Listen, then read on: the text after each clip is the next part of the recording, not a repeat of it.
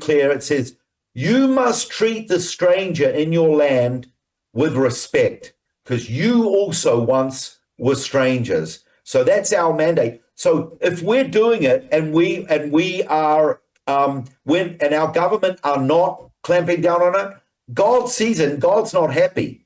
So you pray that God will judge us. You pray that God will judge us for doing so. But you don't have to pray that, because our government is clamping down on it. We don't put up with it. We are a democracy. We allow freedom of speech and freedom of religion. Simple as that. What are your thoughts on the latest related to Iran and striking Iran? I know that the USS, what is it? Which one is moving into the region? Is that USS Gerald Ford, I think, is moving into the region? I think it's like 5. I don't think it's going to be there until toward the end of this week. Yeah. I think I read last week it was going to be 2 to 3 weeks. We've been talking about this for the last month. Brandon, I'm seeing it's not a matter of if, but when. And I believe it's Bibi and Trump, they're diverting people's attention. They've got a plan, no question about it in my mind. They've got a plan. It's going to be, what I'm hearing, it's going to be hard and it's going to be fast. That no one wants a long, drawn-out war. The Iranian regime's son, he is now stepping up more, Brandon. So, what's his name? Lindsey Graham was here just over the last couple of and then people like General Keane, they're all saying, get ready. It's going to happen. So these guys are generals. They know a lot more than I do, but all I'm hearing, it's just a matter of time. And then by the way, Russia, China, Iran are deploying ships for joint exercises in the Strait of Hormuz. So that's of concern as well, what it'll do to fuel prices. And quick. No, something very important. Coming up next week on Monday is Purim. It's the Feast of Esther, where we overturned Haman and the wicked plot of Persia, that spirit. And usually every year, at that time of the year, something prophetic happens. That's next week on Monday. Well, we'll be sure to visit with you. Thank you, Aaron. Aaron of lighttothe.com, brought to you by our foundation, worldviewfoundation.com, as we send him regular love offerings to keep him reporting and making those videos like the one available now of him touring Caesarea at worldviewtube.com. Take care.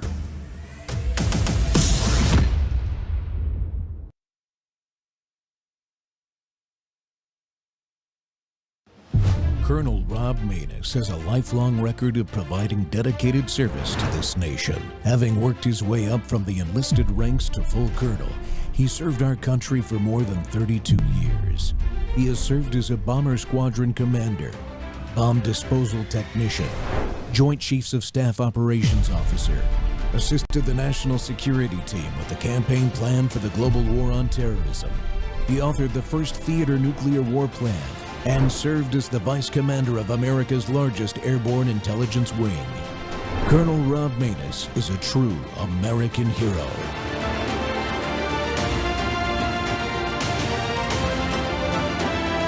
This is Rob Maness Live. We know you can't have a country without a border. We all agree.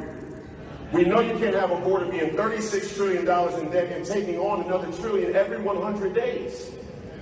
The question is, can you be a country and fund forever wars? And I know this is where the room's going to split a little. And I'm okay with that. I'm not a pacifist. I've been in plenty of fistfights there in the neighborhood. I believe in having a strong military. But we cannot continue to defend everybody else's borders more than we defend our own.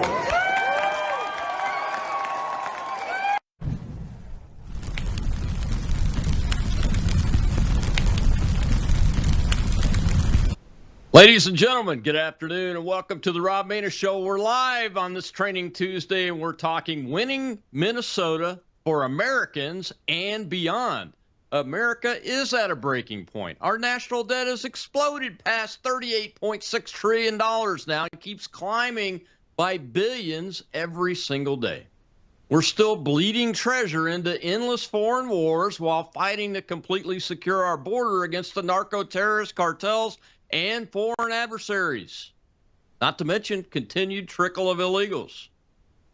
In Minnesota especially, we're seeing the fallout of the open border policies. They're massive fraud schemes, draining taxpayer dollars, ICE hamstring from doing its job, immigration policies that seem to prioritize everybody except American citizens, and real questions about resettlement programs and daycare programs and those kind of things that put foreign interest ahead of our own people. Well, enough is enough. It's time to permanently secure the border, stop the fraud, end the forever wars, and put American citizens first in every single policy, every single decision, every dollar we spend. You just watched a man who gets it completely, Royce White, standing tall and asking the question every patriot is thinking. And I'll quote it again. The question is, can you be a country and fund forever wars? Close quote. The answer is a resounding no. We cannot keep shipping our wealth overseas while our cities struggle, our veterans wait for care and commit suicide, and our families bear the burden. This is the bold leadership we need. Somebody who will not compromise, that will not back down, and will fight like hell to take our country back. Well, my guest today is exactly that fighter.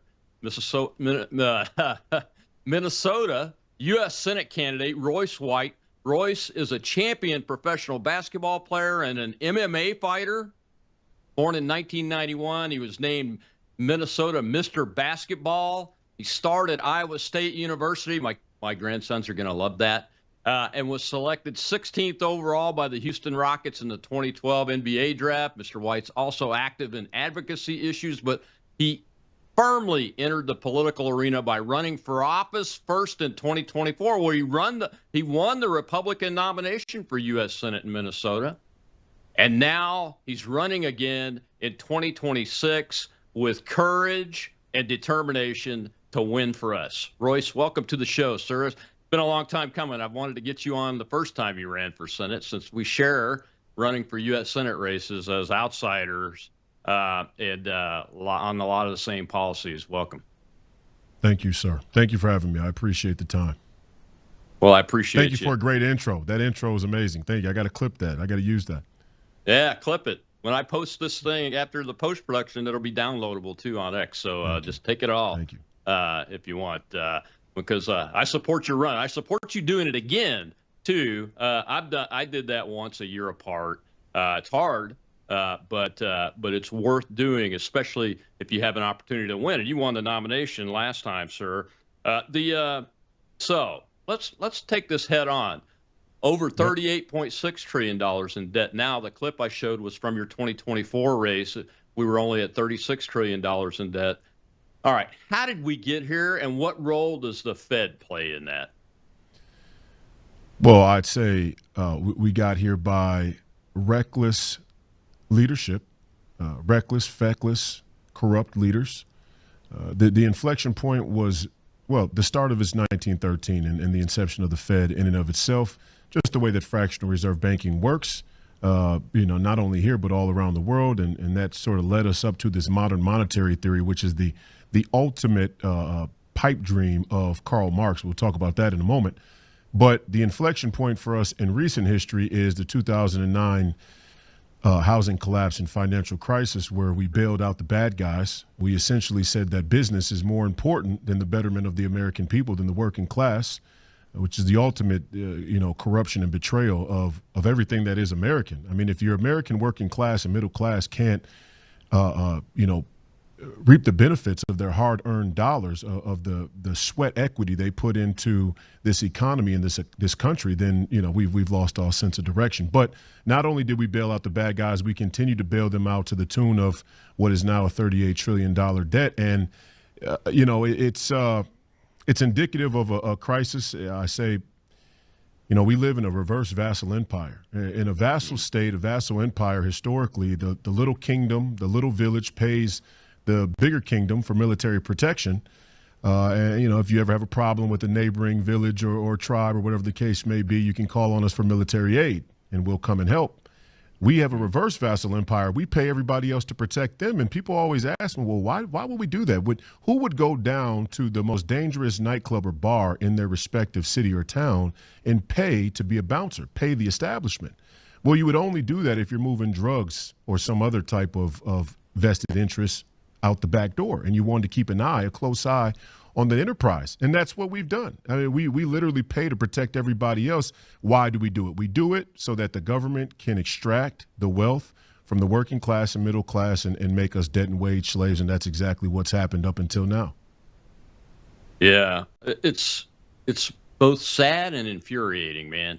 The one of the things that's going on right now is Tim Burchett and some great folks like Sean Ryan and Legend on X have gotten this bill passed because we were actually paying the Taliban for something like $40 million a week. Horrifying. Yeah, horrifying, it is to say the least. Yeah, it is horrifying. It's almost as if we're paying them not to attack us anymore. Or we're paying them to, or we're paying them to be the boogeyman in our own nefarious narrative to further steal more money from the American people.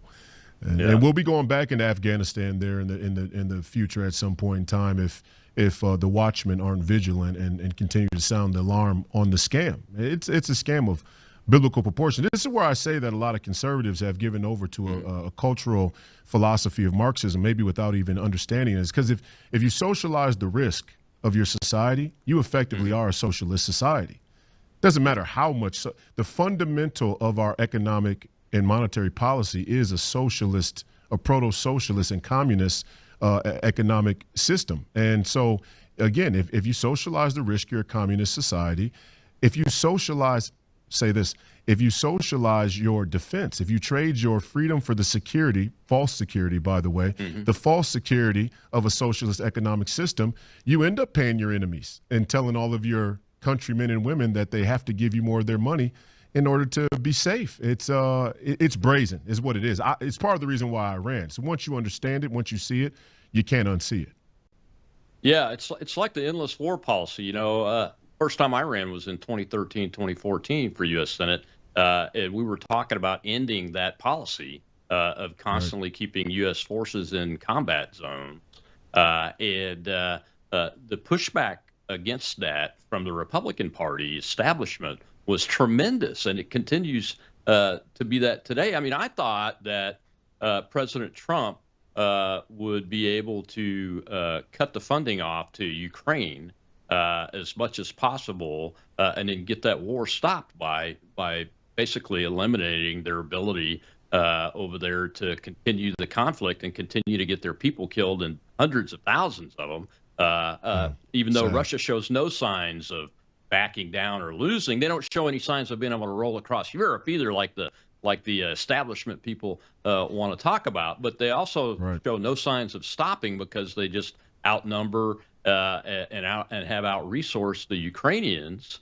But the president is still trying to get that to come to a peaceful end, and it's almost as if he has almost no control over the funding flow, which surprises me a little bit.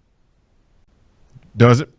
Doesn't surprise me one bit. I think there are two different political realities in this country. There's the political reality that we see on Fox News and CNN, even now extended to some of the alternative podcasting and alternative media sources out there in our country who cover these politics. And then there's how politics really work behind closed doors, and you know that from your time there, you know, inside the apparatus. But all of the deals that get done, all of the deals that get cut, and the little nuances and details of how to get anything done in this country, especially for a president who is so outside of the norm or the status quo.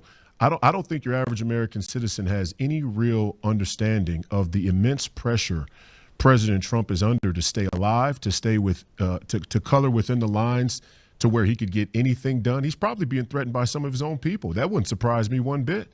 Or maybe not a direct threat, but maybe a firm quid pro quo, like, hey, you can do this if you want, but these are going to be the likely consequences. So, you know, it's I give President Trump some grace still because I understand, even just from reading some of the unredacted highly classified documents about how some of these intelligence agencies have their teeth so deep into these administrations or into these politicians' inner circles. He's fighting against a lot. He should be able to cut the funding off, and I think a lot of the messaging, like what he said there in Davos, and what Marco Rubio said the other day in Germany, and a lot of the hemispheric strategy as a principle. The deal with Greenland, even Cuba, you could say all of it is moving in the right direction. I don't think it moves nearly as fast as people would want it to, or maybe as we need it to. Yeah, I agree with you, and I'm still convinced that he'll end the Ukraine war. But it has to be. But he's being forced into this corner to where he can't do much with the funding of it to stop that, which would cut it off immediately. So he's got to go more of the negotiated route. He could, but he'd have to. Yeah. He could, but he'd have to go. He'd have to go tyrannical. He'd have to. Yeah. He'd have to do something that the broad majority of average American citizens would see as extreme and overreaching for the federal government or the executive branch, and that is a needle that we're going to have to thread at some point anyway. I think it's going to play a role in the constitutional crisis on the horizon, especially around these elections and their security, and what we're going to do, executive order or whatever else, to secure the elections in 2026. But we're headed for a constitutional crisis, even with the judiciary in many ways, right? We saw a little brief skirmish, quasi-civil war here in Minnesota with the governor and mayor saying, hey, we're not going to comply with immigration enforcement. And the next one is going to be the elections and securing the elections. Ultimately, when we get to foreign affairs and foreign policy and the use of military, the cutting off of funding, a lot of Americans just don't have the stomach for what we need to do now. And that's sad and unfortunate, but true. And I continue to pray that we find the stomach to save this country. Yeah, like you, I continue. The president has my full support, and I like the Western Hemisphere defense being the number one priority in the national security strategy, because all of it all of those activities flow into and inside of the United States, and and that tumor, what I call that infection or tumor, is poking out through places like Minnesota, and we'll talk about that in the next segment. I'm talking with Royce White, candidate for U.S. Senate in Minnesota 2026. You need to support him because there's nobody else out there that's going to be able to get this job done for him. I'll be right back.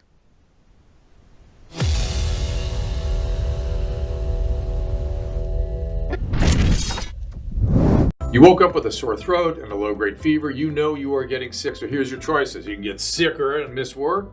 Try to see a doctor this week, or sit hours in a crowded waiting room at urgent care. I have a smarter option for you. Open your medical emergency kit. Match your symptoms to doctor-recommended prescription in your booklet and take the right meds now and get well faster. This is not a first aid kit. It's like having an urgent care in your home. It includes doctor-prescribed medications to treat over 39 medical issues like respiratory infections, strep throat, pneumonia, UTIs, and more. No waiting to see the doctor and no standing in line at the pharmacy. It's right here. Every home should have at least one medical emergency kit, and here's how to order. Go to worldviewhealthcare.com. Your kit to treat dozens of common and serious illnesses is rushed to your door. worldviewhealthcare.com. That's worldviewhealthcare.com. The emergency kit available at worldviewhealthcare.com. Make sure you don't have to go to urgent care. I got pneumonia. I didn't have to go. I took this last year. Stayed at home. Went to bed.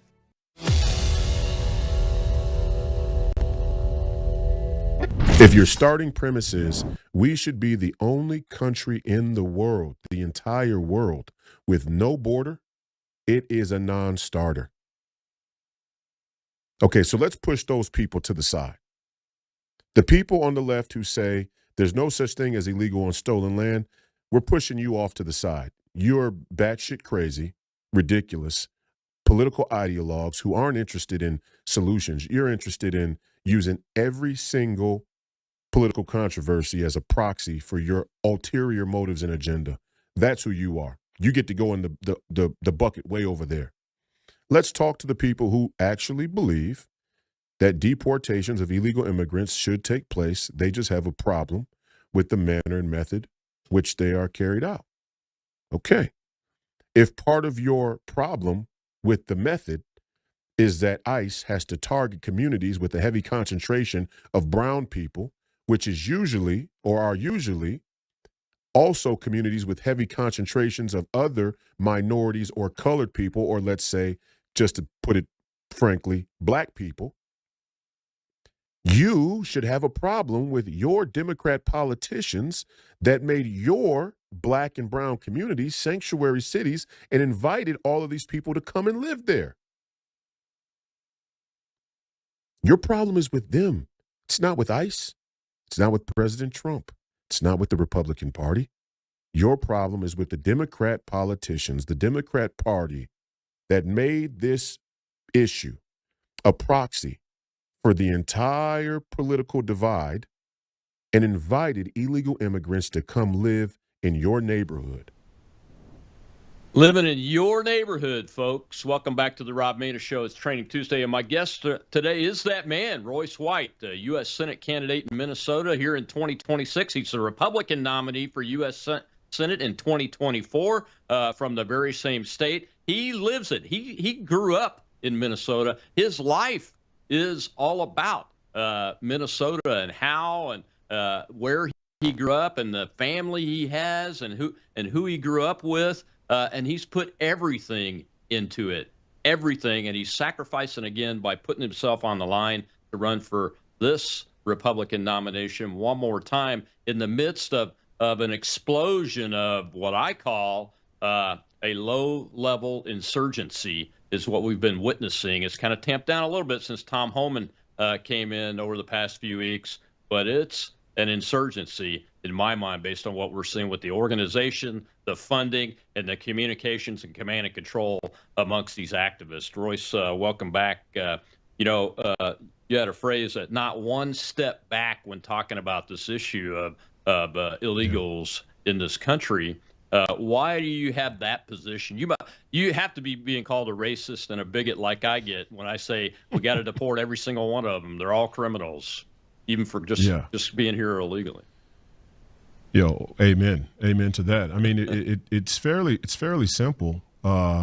If you don't have a border, you don't have a country. If you don't have a country, then you don't have citizenship. If you don't have citizenship, you don't have rights. You don't have human rights. You don't have women's rights. You don't have gay rights. You don't have civil rights. You don't have basic rights. So having a border and having a country, having laws concretized in the form of a nation state is the foundation of human rights, or the enforcement privilege of human rights. We believe them to be inalienable, but our secular humanists, left-leaning Democrat opponents would say that there is no creator. So your rights are granted to you from the government.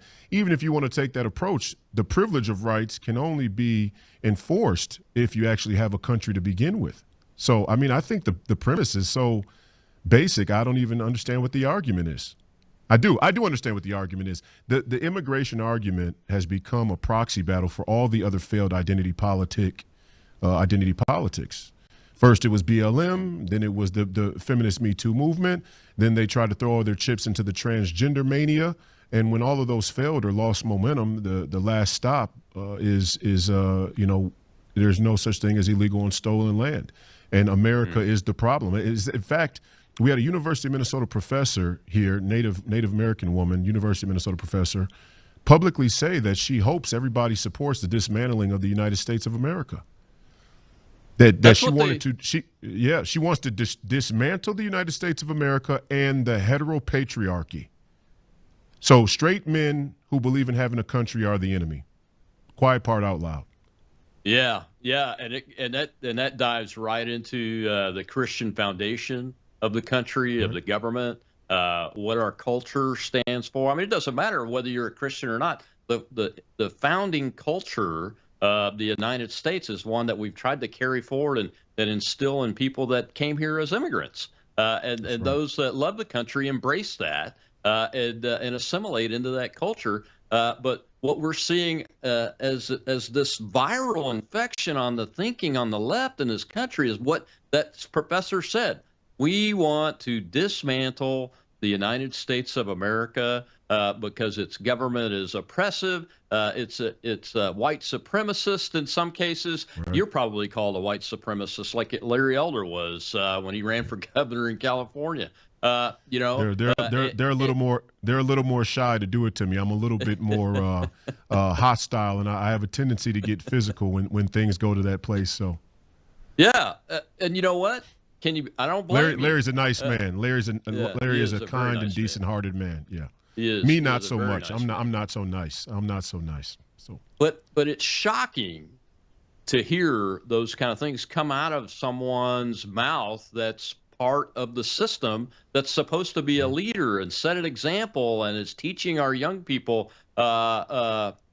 hopefully how to think, but really it's more about indoctrination of what to think these days in every level of public school, which that university is a public school. Yes. But the shock value of it is that not you and me, but people that might vote for us get reeled back by that, and they don't know what to do. What do you tell them when you're out on the road and you're talking to folks?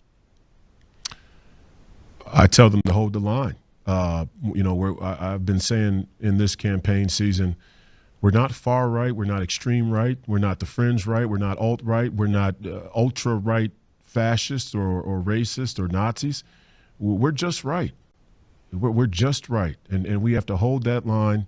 And hold it firm with no fear, no equivocation, hold the principle, move people toward the principle, because we've lost the principle. We've lost the plot, and we've lost the principle. We have to have a border. It shouldn't even be a debate. The fact that it is shows you how ridiculous our opponents are. And now the only thing left to do is to clarify things on our own end. And that's the real, anybody who says we should dismantle the United States should be disqualified from the outset. Unfortunately, the mainstream media has bought into a similar idea, which is why at the Grammys and the Oscars and all these other Hollywood award shows, they celebrate, a one world policy, but none of the illegal immigrants come to live in their homes or neighborhoods.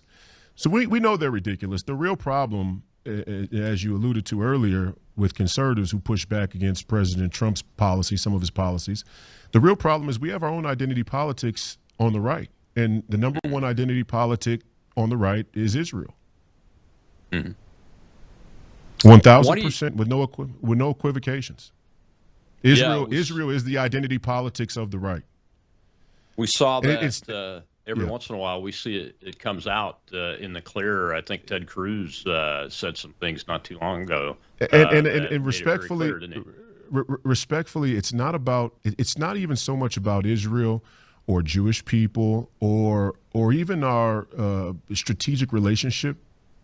It's more about, same way as on the left, fundamentally, the identity politics are put ahead of the nation.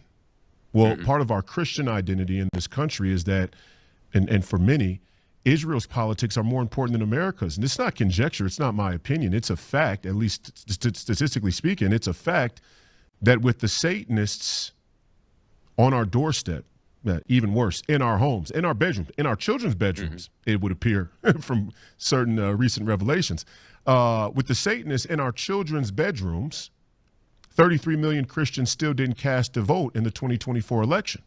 So I hear that and I go, well, there seems to be a serious investment, emotional, spiritual investment in the politics of Israel, yet we're not even voting in our own elections. Now, the Christian community could come back to me, the Protestants could come back to me, because we are a Protestant nation, even though I'm Catholic. This nation is overwhelmingly Protestant. My Protestant brothers and sisters could come back to me and say, well, how do you know we're not voting? True. Maybe Christians are voting and their votes are being not counted. Maybe they're being miscounted, or maybe they're actually not voting. Either way, the referendum in 2024, especially in the wake of Charlie Kirk's brutal assassination, is on Christians. And if Christians aren't going to step up this go-around, if we're not going to step up this, if it continues to be that Israel's political reality or political circumstance is more important than our own, we deserve to die under communist pedophiles. What? So what you're saying, if I understand it correctly, is that some Christians, many Christians, put Israel's political ideology ahead of our own? It's not even a question. If you stand an Israeli flag next to an American flag, if you place them on the same level, I'm talking symbolically, Okay. When Glenn Beck goes on to his show and asks for dual citizenship, there shouldn't even be any dual citizenship. And I it's not agree with about that. Israel. That's with any country. There shouldn't even be Yeah. dual citizenship. But again, our Christian, and I was here in Minnesota, and God bless Living Word Church. I think it's a great institution, and Reverend Mac Hammond has done a great job to steward the gospel and things all across the world. They have a great ministry. But he's one of the leaders in the Israel and America United for Christ. And I was at their place the other day, and Michelle Bachmann came to speak. And I like Michelle Bachmann. I think she's a patriot. Yeah. But I think she also has one of these conflations with priority. And she came to speak, and the first thing she went to speak about on stage was Israel. And I'm just thinking to myself, I go, okay, I'm not saying what's going on in the Middle East isn't important or of consequence, but the first thing anybody should be speaking about when they step onto a stage to discuss politics in America is America. Yeah. That's Yeah, not too and much to I ask. think- That's not too No, much it's to ask, not. I don't think. It's not. Quite honestly, I am opposed and have opposed for quite some time overwhelming military aid to various countries, especially those that hate us, which we do. I have opposed giveaways to countries. I think Israel has a right to defend itself, and we should support that right. But I also don't think that we should go to war on behalf of Israel. We should only go to war if it's in the interests of the United States of America. I think President Trump has walked that line very well so far. But I share your concern. I hear what you're saying, and a lot of people are like that. We should be focused on Americans first.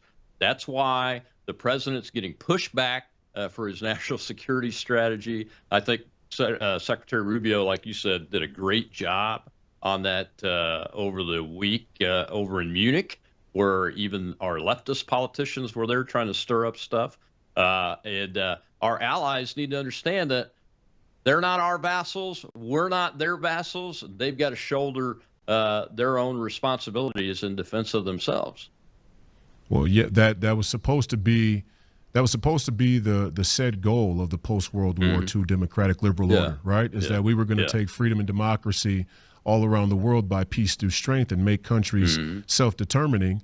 Exactly. Show me a country that's self-determining out there. Show me a country that doesn't need our protection. Show me a country that doesn't need us to ensure its sovereignty. And we thought that was strategic. There are many military experts that thought that was the greatest Trojan horse of strategic military position and economic vitality in some regards, and how the dollar, it's like the dollar is everywhere because our military bases are everywhere. I mean, it's, it's all the national interest. The military itself is the interest. Wherever we are protecting people, we're trading United States dollars. And I'm fine with dollars being our number one export. If it weren't for the rise of a communist totalitarian regime that seems to be out engineering us at every turn. In that polarity, we cannot have our number one export be our U.S. dollar. Whether we're running into a brick wall here, and I think everybody knows it. I think President Trump's doing his best, and I actually think it's a Trojan horse against Israel in some respects, because we all know, if America collapses, which we are on the way towards, we have, a constitutional crisis in the judiciary. If the leftists take back control, Israel's funding is going to cease completely, and it won't be out of a affectation for America or patriotism. It'll be a part of that same identity politics panoply that they have going in their sick head. So if America collapses, Israel won't be far behind, in by my estimation. So I don't even see how it's pro-Israel to go the way we're going at this point.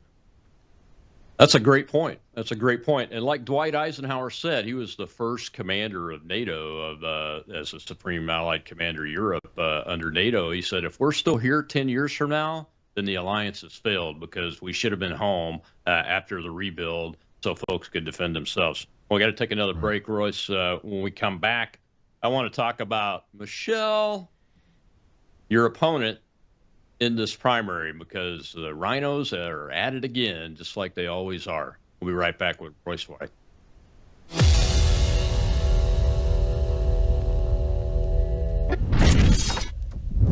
What if millions around the world could access Bible teaching and worldview training for free right now without hitting a paywall?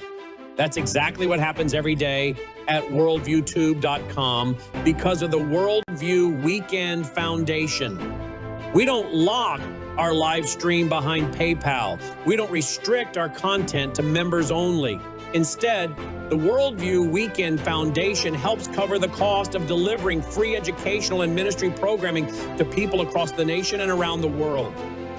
And it's not just programming. My Sunday night church service, where I taught verse by verse through Revelation for 18 months, and now I am teaching through the book of Daniel, is made possible through the support of our church, Worldview Weekend Foundation. If you believe this kind of truth-centered biblical teaching must continue, donate today. Go now to worldviewfoundation.com. You'll also find our mailing address and phone number there if you'd rather give by phone or mail. That's worldviewfoundation.com. Thank you.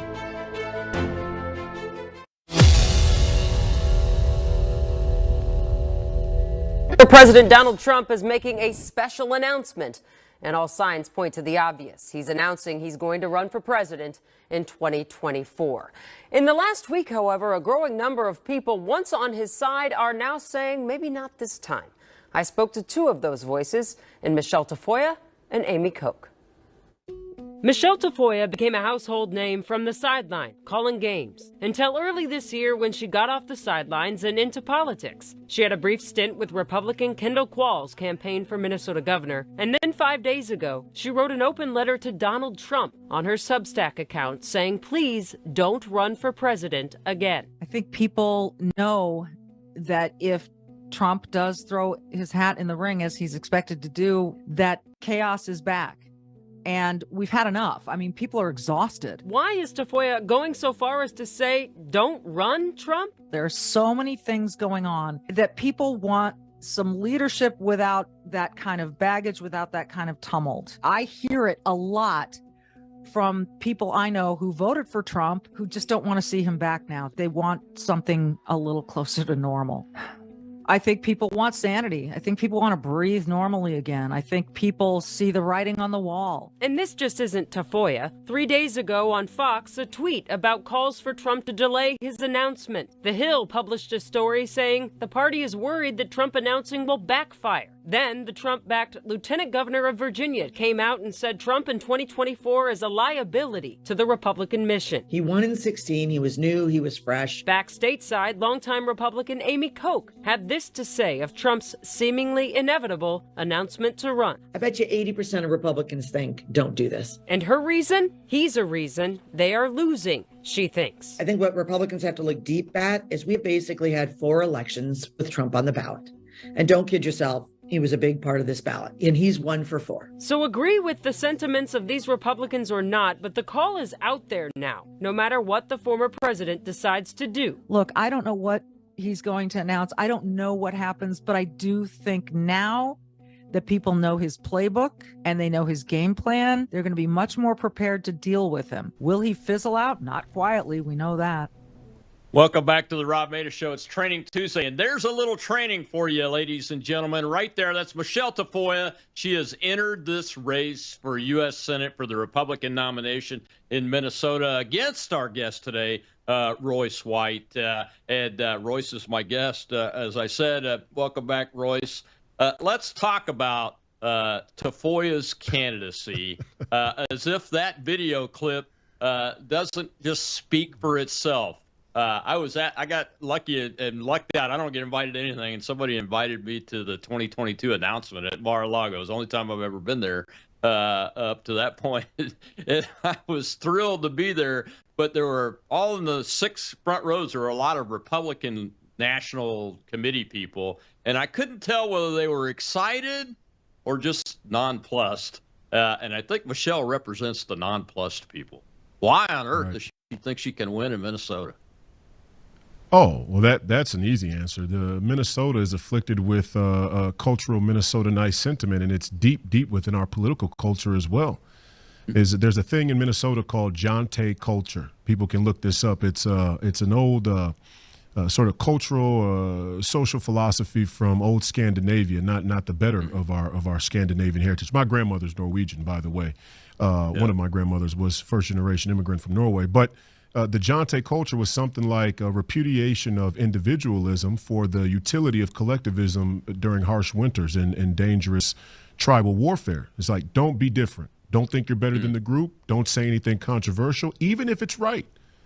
In the Jante culture, they would forego the moral and ethical considerations of a given idea to sustain the status quo, the false sense of security of a status quo. And that's who Michelle Tafoya represents. But they think she can win because they've polled enough people, I would assume, here in Minnesota to believe that the greater Minnesota culture is amenable to this sort of lie and scam and cowardice. Mm-hmm. Are they passing her off as a pro-MAGA individual? Absolutely. 1,000. It's even worse. And I say, first of all, the fact that they would even pretend that she supports President Trump or the MAGA or America First movement is absurd. But then my other opponent, Adam Schwarzy, who you don't even know, he's another guy, 20 years in the Navy, and he was the co-chair on Nikki Haley's presidential campaign in 2024. On the record saying he thought Nikki Haley would have been a good president. I mean, so they're everywhere. I'm surrounded. I'm in the belly of the beast. I'm in hell here in Minnesota on the Republican side. But the real offense that I take to it is, again, after Charlie Kirk's brutal assassination, this country was supposed to rally around faith and our founding principles. And the NRSC, it's band of running dogs, Mitch McConnell's band of running dogs, and that's who Steve Daines and Tim Scott and Lindsey Graham are, would see to it at the cultural epicenter of American politics to push a pro-choice. The MAGA stuff isn't even the issue. The fact that they would push an openly pro-choice candidate in the wake of Charlie Kirk's assassination and a Christian referendum says exactly who we're dealing with on our side. They're in the wire. Let me reiterate. They are inside the wire. President Trump, sir. Yeah, I pulled a graphic off of it. I think it was your X account. Mr. Producer, put up pick one for us as we're talking here. And you can see the faces of the individuals that Royce is talking about. And Tafoya's right there. That says, with the microphone, says, "I'll do it." And they're all yelling pro-choice in the background. That is unbelievable, especially after the Dobbs decision. You could pull it down, Mr. Producer. Especially after the Dobbs decision that eliminated Roe versus Wade. It's incredible.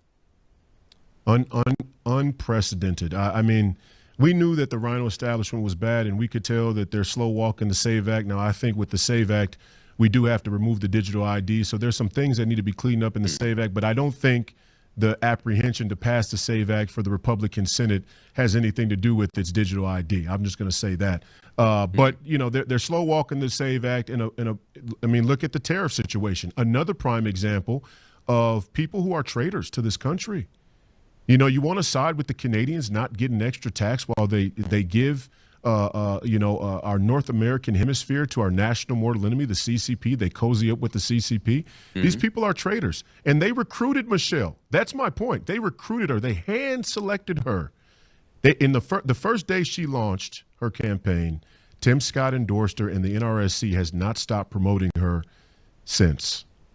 And Tim Scott's the chair right now of the National Yes, he Republican is. Senatorial Committee. That's the Right. NRSC that runs the establishment money, folks. So here they have the 2024 nominee. Let's just clarify this for the people out there, Royce.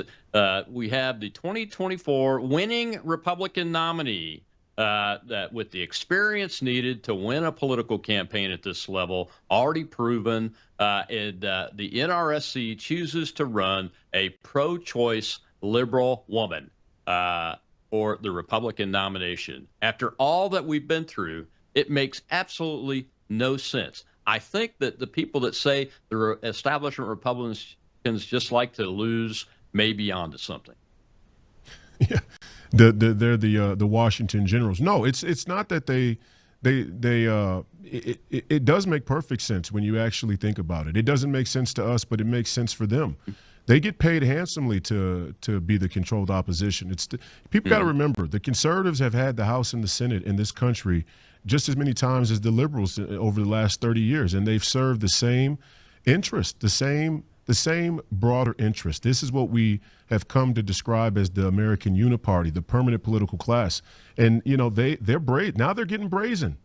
And if President Trump, with all due respect, Mr. President, I don't know how the endorsements work and Susie Wiles and the entire crew. That's not my business. That's not my line of country.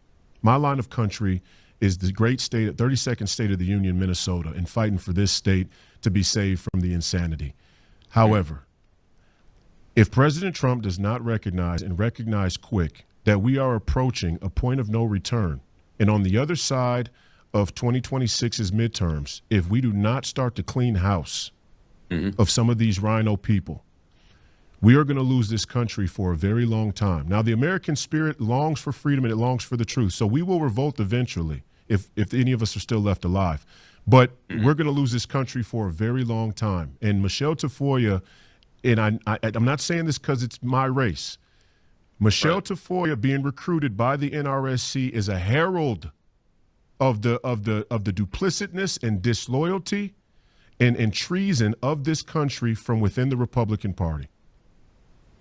Why do you think they think that she could handle something like dismantling this somewhere between $9 and $18 billion of fraud just amongst the Somali refugee community there? Because if they're obviously afraid of you and what you stand for, which is clearly Americans first in every decision, every dollar, and those kind of things, even more so than I am. I'll admit it.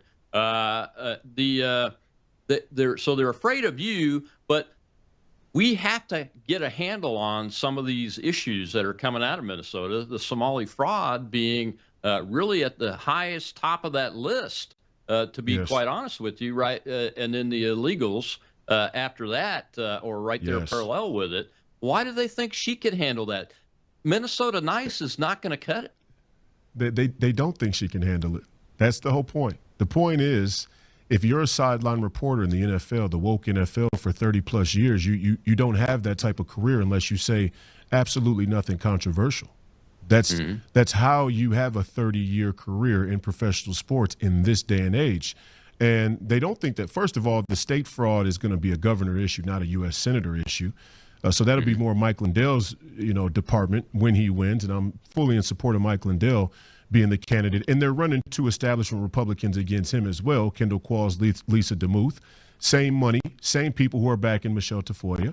But that'll be more the governor's department. Why they're recruiting her is because they need as many people as possible to slow walk President Trump's agenda in the United States Senate in 2026. And they fear if President Trump does bring down the hammer with the elections and we get clean elections, some of these states that used to be swing states won't be swing states. And the last thing they want is ultra MAGA America First candidates like me showing up to Washington, D.C. with a mop and a broom and a bucket. Yeah. And men and women of faith, too, Christian faith, whether Protestant or Catholic doesn't matter, in my opinion. Amen. Men and women of Christian faith are putting themselves out there like you, Royce. And we got to take our last break. When we come back, I want to give you a chance to talk about your faith. America suffered a loss today. I'll mention him when we come back in, and we'll see a little clip about faith. My guess is Royce White. He needs to be the winner of the 2026 U.S. Senate GOP primary in Minnesota. Go vote for him.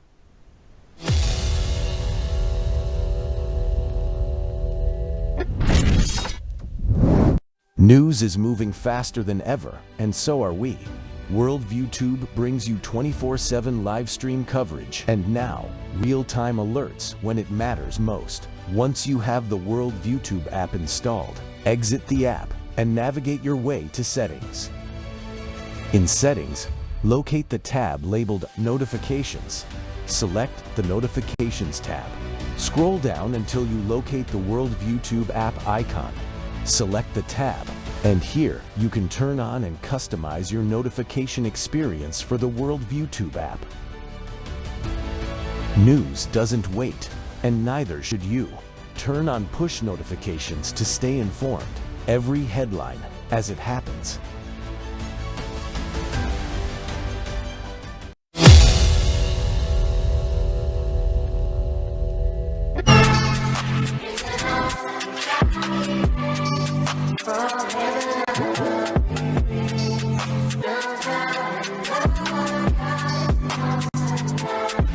that's Little Royce. We call him Little Royce, but he's probably going to be taller than me here shortly.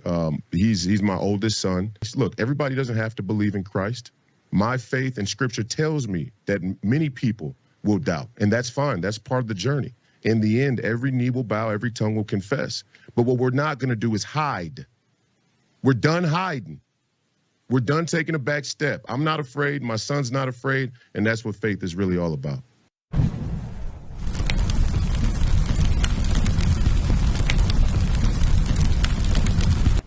Welcome back to the Rob Maness Show. And that's right. Christ is king, and we are not going to hide. I don't care what denomination you're from. We are going to talk about it. We're going to try to live it out the best we can as individuals in our lives, that Christ is king, and that eventually we don't have to make you do something, not like the Islamists where they try to take over your government and then behead you if you won't pay the jizya tax or convert.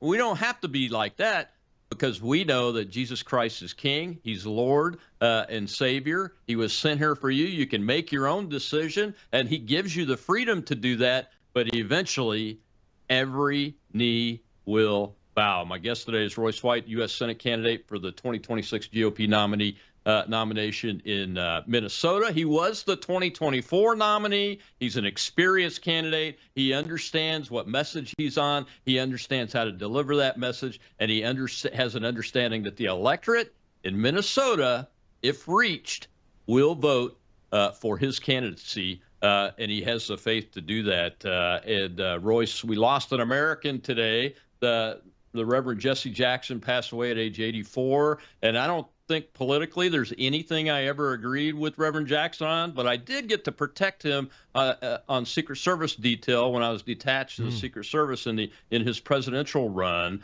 the big one, and I saw him deliver the Democratic Convention speech that he gave that year, and I think he was like probably the last link, and one of our friends on the right said this on X. I'll paraphrase him. He's the last link to the Christian faith in the Democrat Party from a realistic perspective and a public perspective, and we have to acknowledge that and respect him for continuing that throughout his life, no matter what else. That's my opinion. Anyway, I just wanted to give you a chance to talk about your faith, why it's important, and why it's important that we act on our faith in this political arena that we find ourselves in now. Well, yeah, my thoughts and prayers are with Reverend Jesse Jackson's family, and I would hope that in our movement, on our side of the aisle, we honor people in their death, because if you're a Christian, death is unnatural, right? It's not a natural occurrence. We were never intended to die. You know, our fallen nature is, makes it so that our mortality is something we have to confront. And, I didn't agree with much of what Reverend Jesse Jackson believed in either, but when a man dies, we should respect that. Our opponents don't feel the same way, and I guess that's a good segue to why we have to act out our faith in the political arena, because it's consequential. And you have to accept that whatever time we're here on this earth until we meet our judgment, we do have to deal with the reality of what happens here on earth. And, Jesus in Scripture calls us to be the salt of the earth. And I believe in that wholeheartedly. He calls us to be watchmen on the tower, that if we see something that's happening and we don't speak up, we are equally culpable in his eyes. And, I come from a culturally Democrat black community, very old one here in St. Paul, the Rondo community, historic black community, and it's been completely brainwashed and ransacked and gutted of its prosperity and its sovereignty and its understanding of civic duty and the beauty of American freedom. And much of that coincided a sharp decline in Christianity. So I'm not trying to give a political answer, but it is political. Yeah. And I woke up one day at 27 after a career in basketball and not paying close enough attention, I guess, to realize that my Catholic community that I grew up in politically really wasn't so religious at all. In fact, they openly mock and reject Christianity. I was shocked. And I really just woke up one day and found, it was when George Floyd died and all of these protests were taking place. I led a protest, a peaceful protest to the front door of the Federal Reserve. I'm probably one of the only United States Senate candidates in history to lead a protest of 10,000 people to the front door of the Fed, which the mainstream media has buried. But we made people bow their heads and pray during that demonstration. And I was shocked afterward to find out how many people were just outright offended by Christianity, by prayer.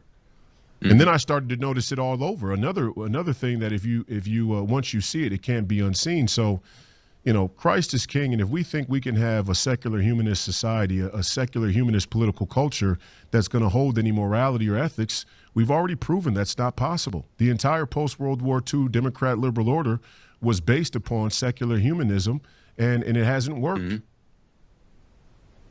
Yeah, not only hasn't worked. I think it's over 70 million unborn babies we've killed, since Roe v. Wade was enacted. And that death continues, folks, as much as I would love to be able to say that we eliminated it when Roe v. Wade was overturned by the Supreme Court, and rightly so. I can't say that we have eliminated this murdering of little unborn babies. The folks that need our help the most are those little human beings.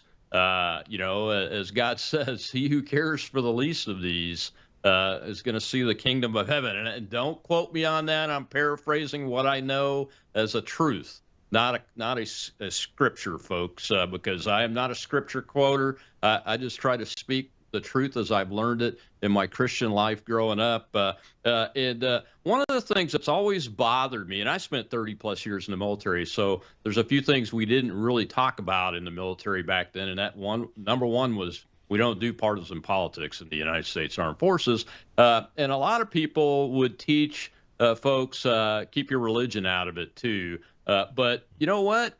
I think that was a wrong approach, to be honest with you. And I regret not speaking up as a Christian more often than I did during my Air Force career. And I've tried to make up for that in my public career, my political life that I have out here today, and advise people to show their faith and their Christianity and live it out.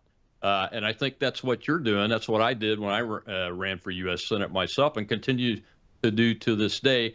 And it's a culture worth saving, right? I mean, that's the American foundational culture, right? Well, I mean, it's funny. We face an opponent that's not even starting from a place of logic or sanity or shared reality. So it's hard to even speak to some of these ideas that they have. It's a book of bad ideas. Well, our book has a lot of good ideas. Our book is the foundation upon which all the prosperity and their privilege to protest stem from. This country and its prosperity and its overall wealth stems from a Christian foundation and fundamental ideas about God, about life, about human beings, about rights, about the role of government. They wouldn't have the privilege to protest like we see there in China. They wouldn't have the privilege to protest like they do if it wasn't for the Christian ethic or fabric of this country. And I just ask all of them the same way I ask them about, if you want to dismantle the United States, where are you going to live? Where are you going if this country falls? Same thing I ask about Christianity. What is the basis of your ethics? What is the basis of your idea of good and evil if it doesn't stem from, the Hebrew Bible? That's a great question. What kind of response are you getting these days? Because I see, especially since Charlie Kirk's assassination, his public murder and martyrdom, in my opinion, he was a martyr. Since then, I saw this little blip of a revival happening, not a revival in the church going sense, going to a ceremony, a preaching session, but revival in the hearts of men and women in this country, especially Christians that may not be practicing, no matter what their denomination is, as much as they know they ought to be. Are you getting a positive response when you talk to folks about faith and its role in our society and the culture more these days than maybe in your first run?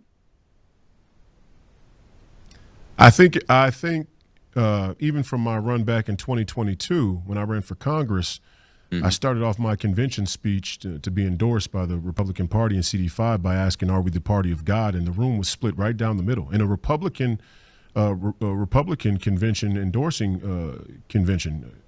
So there was a big shift from there to 2024. And I think the shift has continued in the wake of Charlie Kirk's assassination. However, ultimately, I do have grave concern for our Christian community in that we don't recognize this as our moment to step up. Yeah. People ask me all the time, well, how can you appeal to the moderates? How can you appeal to the independents? I'm not trying to. I want to appeal to the 32 million Christians in this country who didn't cast a ballot, if that is the case, and tell them you need to get involved in this process so our beliefs and values can be reflected in our political leadership. And if you don't, or if you do and you feel that you've been cheated, then that should be the groundswell of the greatest protest in this nation history, that Christians are fed up with being second fiddle, being stomped all over, and being treated like stepchildren in this great nation. I mean, yeah. I mean, we just saw another trans killer at the hockey game in Rhode Island, and that follows a whole series of trans active shooters and mass killings. One in a church, right in a church having services where the kids from the school there were in service in the chapel, and the shooter comes in, and it's another trans guy. In Minneapolis, that was here. In Minneapolis. Exactly right. So we have to, and a lot of these are focused at Christians and Christianity and everything, and we've got to encourage folks to rise up and get to the polls, no matter what you think about the security of the election. Everybody's working on it. You got Mike Lindell and Royce White running for statewide offices in Minnesota, of all places, that understand that problem, folks. Well, Royce, thank you so much for being with us today. I will tell everybody we're going to be in the after show on the X audio space that runs simultaneously with this show for a little bit, so you're welcome to join us there. Tell folks where they can find a link to give you a donation and to help you as volunteers. RoyceWhite.us, that's our Senate campaign website. You can follow me on all social media. Podcast, Please Call Me Crazy, Monday, Wednesday, and Friday on YouTube and Rumble. Thank you, sir. Appreciate it. God bless you.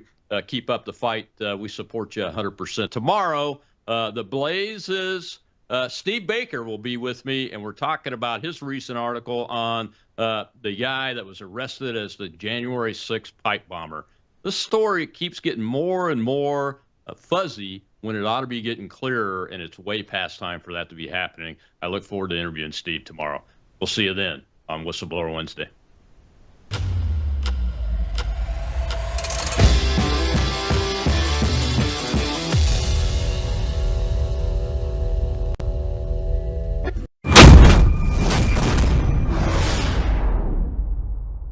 We have a big announcement, folks, something we've been waiting on for several months, and it's now here. It's called Bella Melt. You were on it for just 1 week when you lost 3 pounds. So in the first